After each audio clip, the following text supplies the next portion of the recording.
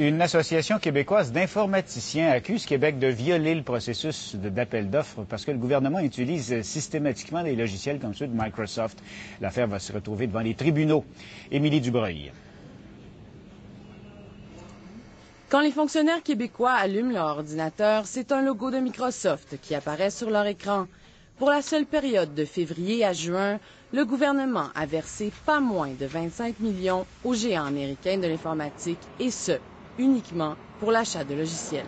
Tant au gouvernement fédéral qu'au gouvernement provincial, le plus gros chèque qu'ils font, c'est probablement pour les logiciels avec Microsoft. Or, il existe une alternative, le logiciel libre, c'est-à-dire disponible gratuitement sur Internet.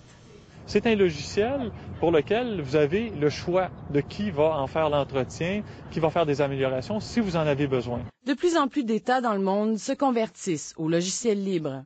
Le monde entier est en train de faire ce changement technologique. Cyril Béraud dirige une entreprise spécialisée dans l'implantation de logiciels Linux, le Windows du libre. L'homme d'affaires est aussi vice-président de la Facile, une association qui fait la promotion de l'informatique libre. L'organisme poursuit actuellement la Direction générale des acquisitions du Québec. Il prétend que le gouvernement viole sa propre loi sur l'administration publique en donnant sans appel d'offres des contrats à Microsoft ou à d'autres grands fournisseurs. Le gouvernement du Québec n'est pas maître de son système d'information. Il est confronté à la situation de monopole.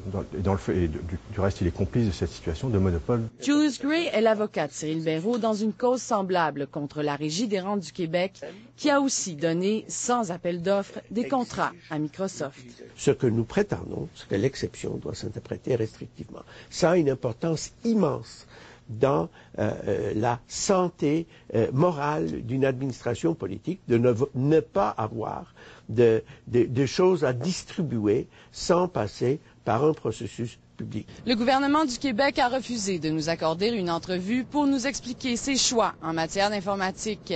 Les deux litiges seront entendus par la Cour supérieure du Québec en 2009. Émilie Dubreuil, Radio-Canada, Montréal.